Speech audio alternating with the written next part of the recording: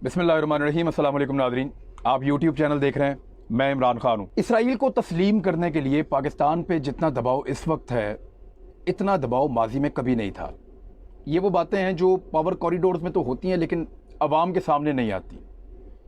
आवाम के सामने दो चीज़ें आती हैं इसमें हमेशा, या तो कोई डेवलपमेंट होने वाली हो रही हो या कोई इस तरह की चीज़ हो, कोई स्टेटमेंट आ जाए किसी सरबराह मुमलिकत का या किसी बड़े आदमी का, तो ये चीज़ सामने आ जाती है।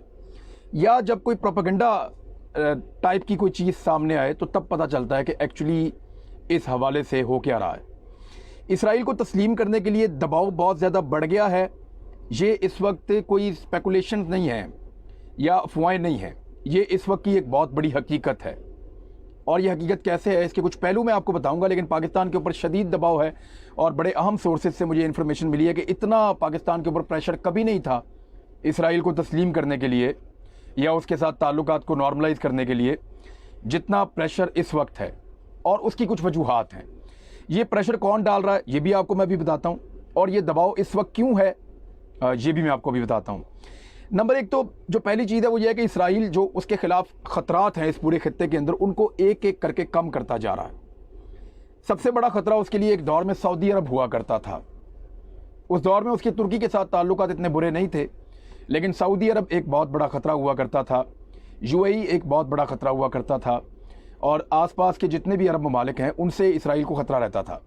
इराक़, शाम, लीबिया, ये वो मुल्क हैं जो इसराइल को तबाह कर सकते थे सऊदी अरब के साथ मिलकर। और सऊदी अरब आपको पता है एक लीडर के तौर पे यहाँ पे मौजूद था। तो सबसे बड़ा ख़तरा तो सऊदी अरब को उसने न्यूट्रलाइज़ कर दिया। 2018 में मोहम्मद बिन सलमान का स्टेटमेंट भी आ गया, और मोहम्मद बिन सलमान की जो दोस्ती है, जो वली अहद हैं सऊदी अरब के इस वक्त, उनकी दोस्ती अमेरिका के सदर डोनाल्ड ट्रंप और उनके दामाद के साथ बड़ी गहरी दोस्ती है। और ये उनका इसराइल के साथ कैसा ताल्लुक है ये आपको पता है, और इसराइल ही उनको लेकर इक़्तिदार में आया है। इसलिए सऊदी अरब की तरफ से जो ख़तरात हैं वो उसके कम हुए हैं। सऊदी अरब का जो सबसे तगड़ा इत्तेहादी इस पूरे खित्ते में वो यूएई है, मुसलमान मुल्कों में, अरब मुल्कों में। तो यूएई तो तस्लीम कर चुका है इसराइल को, तो वो अपने ख़तरात कम कर रहा है, ख़त्म कर रहा है। अब जो बड़े बड़े ख़तरात रह गए हैं उनकी बात करें तो इसराइल के लिए इस वक्त सबसे बड़ा ख़तरा ईरान के साथ उनकी एक लड़ाई जैसी कैफियत रहती है। एक ख़तरा उनके लिए इस वक्त बहुत बड़ा तुर्की है, क्योंकि तुर्की उनको हर जगह पे चैलेंज करता है, उनके ख़िलाफ़ बात करता है। और एक ख़तरा ऐसा है जो बराह रास्त अभी कोई ऐसी पंजा आजमाई तो इसराइल और पाकिस्तान के दरमियान नहीं हुई, एक बिलवास्ता किस्म की लड़ाइयाँ हैं, लेकिन बराह रास्त कोई ऐसी पंजा आजमाई या लड़ाई दोनों मुमलिकतों की नहीं हुई है। और इसराइल को पाकिस्तान से एक बहुत बड़ा ख़तरा है।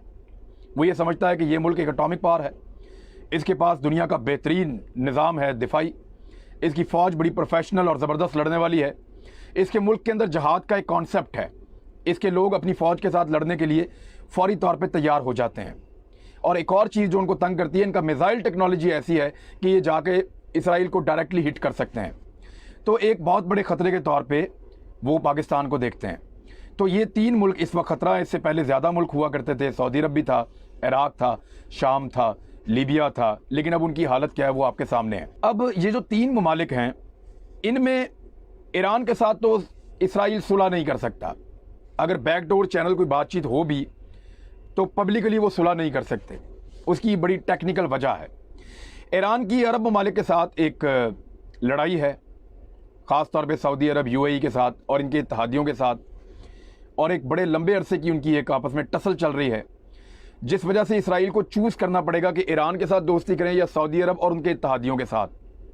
तो ईरान थोड़ा दूर है, सऊदी अरब और उनके जो इत्तेहादी हैं वो बहुत करीब हैं, तो उन्होंने चूज़ किया कि वो अरबों के साथ दोस्ती करेंगे और ईरान के साथ अपनी दुश्मनी को बरकरार रखेंगे ताकि अरबों के साथ उनकी दोस्ती रहे। दूसरा जो फैक्टर है इसके अंदर वो है तुर्की। तुर्की क्योंकि पहले से इसराइल को तस्लीम करता है, उनके साथ कोई डिप्लोमेटिक रिलेशंस भी हैं, चाहे वो बहुत तबाहशुदा हैं लेकिन हैं। और तुर्की जो है वाहिद मुल्क है जो जाके गज़ा की पट्टी में फ़लस्तीनियों की मदद भी करता है। तो उनके साथ भी ताल्लुकात को इस बुनियाद पे कायम नहीं किया जा सकता बड़े पैमाने पे कि सऊदी अरब तुर्की से मुखालफत है उनकी, और वो मुखालफत इस वजह से है कि सऊदी अरब को ये लगता है कि कल को तुर्क वापस जब खिलाफत उस्मानिया की बात करेंगे या मुस्लिम खिलाफत की बात करेंगे तो वो हिजाज़ मुक़द्दस पे कंट्रोल हासिल करना चाहेंगे, जिसको सऊदी अरब कभी भी छोड़ना नहीं चाहता।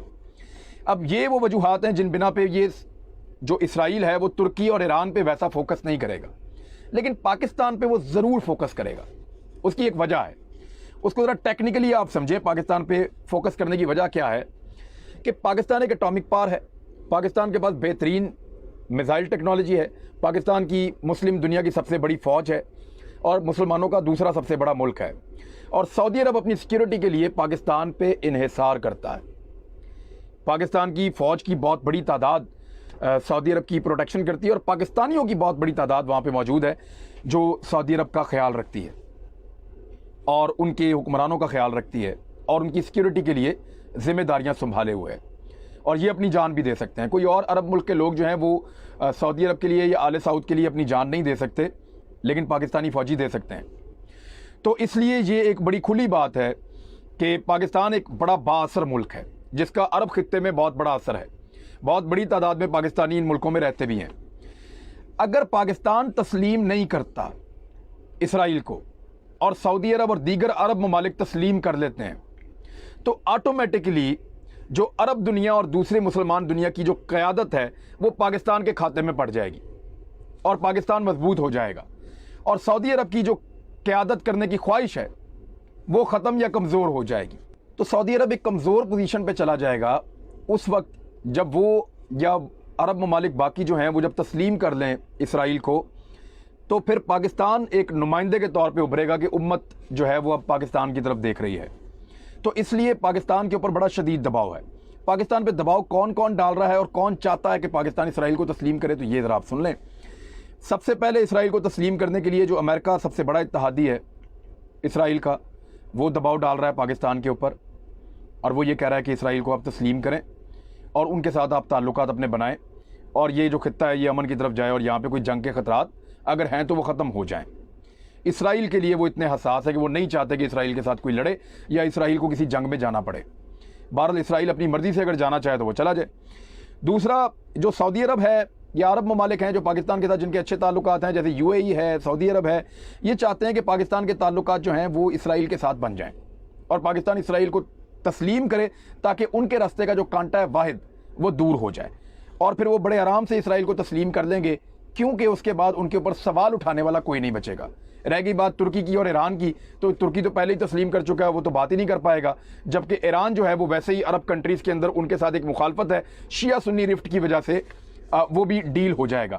تو آخری ان کے راستے کی جو رکاوٹ ہے، واحد رکاوٹ اس وقت عرب ممالک کے سامنے اسرائیل کو تسلیم کرنے کے لیے، ان کے ساتھ کاروبار کرنے کے لیے، شراکت داری میں جانے کے لیے اور پیسہ بنانے کے لیے واحد رکاوٹ پاکستان رہ گیا ہے۔ تو پاکستان پہ لگاتار دباؤ بڑھایا جا رہا ہے۔ یہ باتیں منہ سے نہیں کہی جائیں گی، ایسا نہیں ہوگا کوئی ریٹن میں آپ کو کہے گا کہ آپ یہ کر دیں، لیکن وہ آپ کو خفیہ ملاقاتوں میں کہتے ہیں، اور اب یہ باتیں آہستہ آہستہ زبان زد عام ہو رہی ہیں کہ اسرائیل کو تسلیم کرنے کے لیے پاکستان پہ بہت زیادہ دباؤ ہے۔ اسی وجہ سے prime minister of Pakistan Imran Khan نے بڑا کھل کے یہ سٹیٹمنٹ جاری کیا ہے کہ میں اسرائیل کو تسلیم نہیں کروں گا، کیونکہ میں نے، اور یہ دیکھیں یہ ایک لیول ہے کہ میں اسرائیل کو تسلیم نہیں کروں گا، یہ تو بہت سارے لوگ کہتے ہیں، لیکن یہ کہنا کہ میں اللہ کو کیا جواب دوں گا، یہ اس کی ایک اگلا نیکسٹ لیول ہے، جہاں پہ جا کے آپ ایک اس طرح کی بات کر دیتے ہیں کہ پھر اس میں گنجائش نہیں رہتی کہ میرا یہ ریلیجن ہے، میرا یہ عقیدہ ہے، میرا مذہب مجھے یہ کہتا ہے، میں نے جا کے جواب دینا ہے اللہ کو، تو میں کیا جواب دوں گا کہ فلسطینیوں کو جو لوگ مار رہے تھے، ان کے اوپر ظلم کر رہے تھے، میں نے ان کو تسلیم کر لیا تھا۔ تو یہ کہنے کے بعد عمران خان صاحب نے ایک بہت بڑا کراس لگا دیا ہے کہ میں اسرائیل کو تسلیم نہیں کر رہا۔ اب عمران خان صاحب کے لیے مشکلات بہت زیادہ بڑھ جائیں گی، میں نے پہلے بھی کہا تھا، میں اب آپ کو پھر کہہ رہا ہوں کہ مشکلات بڑھیں گی۔ اسرائیل جو ہے وہ اپنے توسیع پسند منصوبے جو ہیں کہ اپنا گریٹر اسرائیل جو اس نے بنانا ہے اس کو بڑا کرنا ہے، اس کے لیے بہت ضروری ہے کہ کوئی مشترکہ ملکوں کا اتحاد مل کے اسرائیل کے اوپر حملہ نہ کرے۔ اب اسرائیل اتنا طاقتور ہے کہ اکیلا اگر لڑے تو سعودی عرب سے لڑ سکتا ہے، اکیلا UAE سے لڑ سکتا ہے، اکیلا اردن سے لڑ سکتا ہے، اکیلا لبنان سے لڑ سکتا ہے، اکیلا شام سے لڑ سکتا ہے، اکیلا ایران کے ساتھ بھی لڑائی کر سکتا ہے، لیکن وہ اگر 2 یا 3 ملک اکٹھے ہو کے اس کے ساتھ لڑیں تو پھر اسرائیل نہیں لڑ سکتا۔ اس لیے وہ سب کے ساتھ تعلقات بنا رہا ہے تاکہ اگر لڑنا پڑے تو کسی ایک کے ساتھ لڑنا پڑے۔ اردن کی زمین پہ قبضہ کرنا ہے تو اکیلا جاؤں جا کے کر لوں۔ سعودی عرب اس لیے نہیں بولے گا کہ ہمارے ان کے ساتھ تعلقات ہیں، UAE اس لیے نہیں بولے گا ہمارے تعلقات ہیں، لبنان میں جو دل کرے گا میں کر لوں گا، شام میں حالات پہلے ہی خراب ہیں، میں جس طرف جانا چاہوں میں جا سکتا ہوں، میرے سب کے ساتھ تعلقات ہونے چاہیے۔ وہ ایک بڑی مشترکہ جنگ سے بچنے کے لیے چھوٹی چھوٹی جنگیں لڑنے کے لیے تیار ہے، اور اتنے ہتھیار اور اتنی ٹریننگ ان کے پاس ہے۔ تو یہ اسرائیل کی اسٹریٹجی ہے کہ سب کو پہلے تسلیم کرواؤ، ان کے ساتھ الگ الگ تعلقات بناؤ، ان کو معیشت کے ایک بندھن کے اندر باندھ دو، ان کے ساتھ تجارت کرو، اتنا پیسہ خرچ کرو ان کے ساتھ مل کر کہ وہ ہم سارے اکٹھے ہو جائیں، ہمارا مفاد اکٹھے ہو جائے، اور پھر اگر کوئی لڑائی ہو تو وہ صرف بات کرنے کے لیے آئے، لڑنے کے لیے کوئی نہ آئے۔ تو یہ ان کی ایک اسٹریٹجی ہے جس میں وہ کافی حد تک کامیاب بھی ہو رہے ہیں، اپنی دولت کے ذریعے سے وہ کنٹرول کریں گے مسلمانوں کو۔ اچھا، اسلحے کا جو سب سے بڑا خریدار ہے اسرائیل کا، وہ بھارت بھی ان میں سے ایک ہے، بلکہ ٹاپ کے اوپر ہے۔ بھارت کبھی نہیں چاہے گا کہ پاکستان اسرائیل کو تسلیم کرے، یہ بڑی انٹرسٹنگ چیز ہے۔ امریکہ یہ چاہتا ہے کہ پاکستان اسرائیل کو تسلیم کرے، اور بہت سارے ملک چاہتے ہیں، ایون چین کے ساتھ اگر کبھی بات ہو تو وہ بھی چاہے گا کہ پاکستان تعلقات بنائے اور امن کے ساتھ رہے، کیونکہ چین کا تعلق جو ہے وہ ہمارے ریلیجن کو، ہمارے جذبات کو ایسے نہیں سمجھتا، وہ تو کاروبار کے ساتھ دیکھتے ہیں نا ہر چیز کو، اور امن کے لیے وہ یہ چاہے گا کہ ہو جائے، لیکن پاکستان کے مذہبی جذبات کچھ اور ہیں، پاکستان یہ کر نہیں پائے گا۔ اور جب پاکستان کے اوپر دباؤ ڈالنے والے ملک ہوں گے، ان کے اندر امریکہ بھی ہوگا، ان کے اندر عرب ممالک بھی ہوں گے، ان کے اندر یورپی ممالک بھی ہوں گے، ان کے اوپر اسرائیل بھی ہوگا، دیگر ملک پاکستان پہ دباؤ بڑھائیں گے۔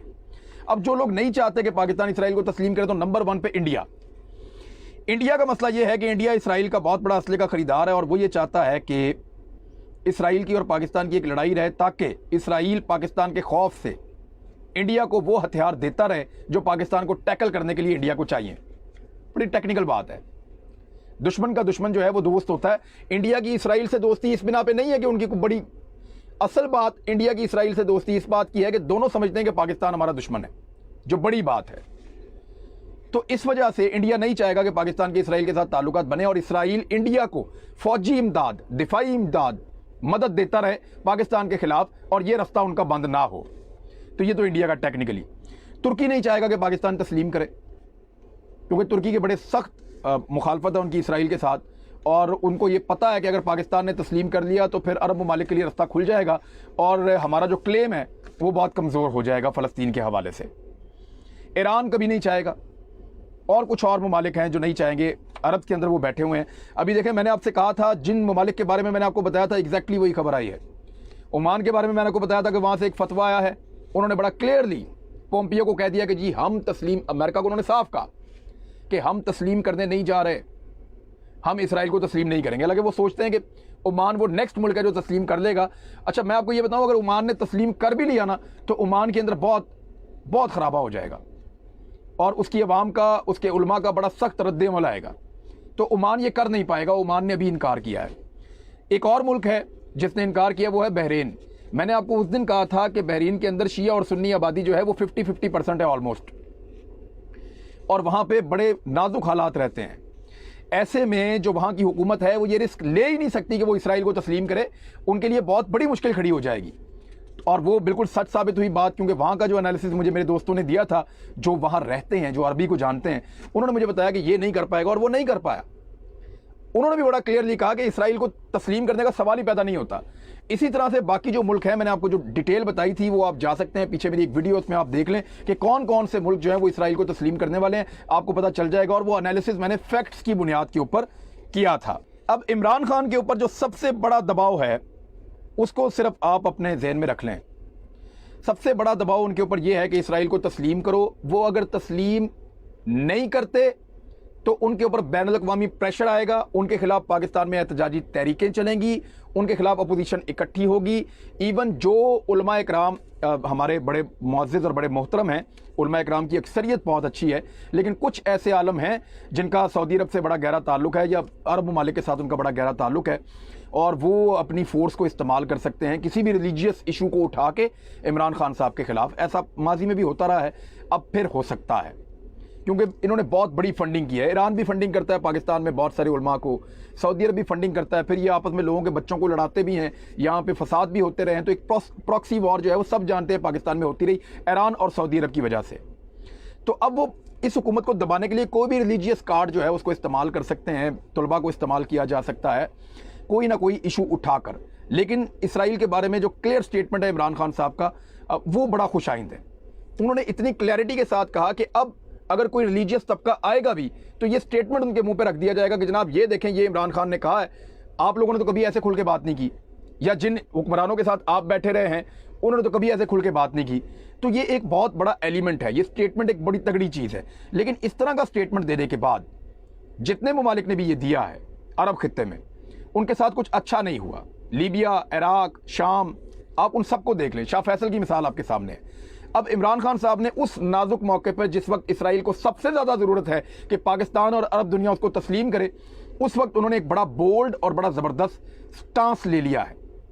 अब ये दबाव इमरान खान साहब कैसे बर्दाश्त करते हैं, इसको कैसे टैकल करते हैं। पाकिस्तान की इंटेलिजेंस एजेंसीज का एक बहुत बड़ा इम्तिहान है कि पाकिस्तान में हालात ख़राब करने के लिए कोई ऐसी मूव ना चलाई जाए जिससे इस हुकूमत को डिस्टेबलाइज किया जाए या मजबूर किया जाए कि किसी तरह इसराइल को तस्लीम किया जाए। अब ये गेम जो है वो नेक्स्ट लेवल पे पहुंच चुकी है और देखना यह है कि पाकिस्तान की एजेंसीज किस तरह इन सारे मामलात को टैकल करती हैं और अगर कोई फंडिंग हो रही है तो कैसे उसका सुराग लगाती हैं। और इमरान खान साहब का ये जो फैसला है कि इसराइल को हमने तस्लीम नहीं करना, उसमें किस हद तक वो इमरान खान साहब का साथ देकर उनको सुरखरू करती हैं।